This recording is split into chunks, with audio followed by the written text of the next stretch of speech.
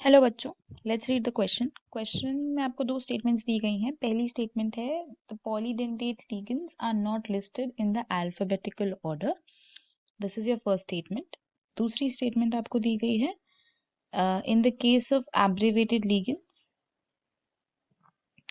First letter of the abbreviation is used to determine the position of the ligand in the alphabetical order. आपको correct option पहचानना है। Options हैं only one, only two, both one and two, neither one nor two, right. तो statements को पढ़ना है, उनके accordingly answer select करना है। तो अगर इस क्वेश्चन में हम बात करते हैं अबाउट द की कॉन्सेप्ट, तो यहाँ पे हमारा की कॉन्सेप्ट क्या होगा? Naming of the coordination compound basically, right. तो हम एक ऐसा कोऑर्डिनेशन कंपाउंड देखेंगे जहाँ पे पॉलीडेंटेट लिगेंड्स होते हैं पर्टिकुलरली, तो उन्हीं की नेमिंग की हमें यहाँ पे बात करनी है। That how the polydentate ligands are named in a coordination compound. तो ऐसे कंपाउंड जिसमें पॉलीडेंटेट लिगेंड जिनकी डेंसिटी एक से ज्यादा होती है उनको यूज किया जाता है। तो नेमिंग कैसे होती है, अल्फाबेटिकल ऑर्डर होता है या नहीं होता है, this is all what we are going to discuss here in this question particularly, right. तो देखो क्या होता है, polydentate ligands as we know more than one जिनकी डेंसिटी हो, जिसमें डेंसिटी मतलब more than one donor atoms एक ही लिगेंड में प्रेजेंट हो जो मेटल से जुड़ रही हो। जैसे बहुत कॉमन एग्जांपल हमारे पास EDTA का होता है, ethylene diamine tetra acetate, hexadentate ligand है ये। इसमें चार ऑक्सीजन एटम्स और दो नाइट्रोजन एटम्स होते हैं जिससे ये मेटल को डोनेट करके जुड़ता है, राइट। ऐसे EN भी एक एग्जांपल होता है हमारे पास, इथेन 1,2 डायमीन, ये बाइडेंटेट लिगेंड है।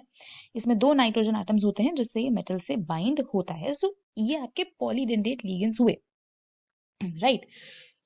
तो नेमिंग की अगर बात करते हैं ना, तो पॉलीडेंटेट लिगेंड है तो लिगेंड ही, तो अल्फाबेटिकल ऑर्डर तो तभी देखा जाएगा, है तो ये एक लिगेंड ही।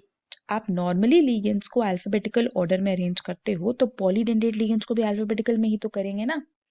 उसमें तो कोई अलग से हमें रूल बनाना नहीं है तो वो लिगेंड ही, बस वो पॉलीडेंटेट है, दैट इज इट। उसका नाम तो है ना कि हम उसको अल्फाबेटिकली अरेंज कर पाए। दूसरी स्टेटमेंट है कि एब्रिवेटेड लिगेंड में फर्स्ट लेटर एब्रिवेशन का हम यूज कर सकते हैं to determine the position in the alphabetical order. बिल्कुल सही है।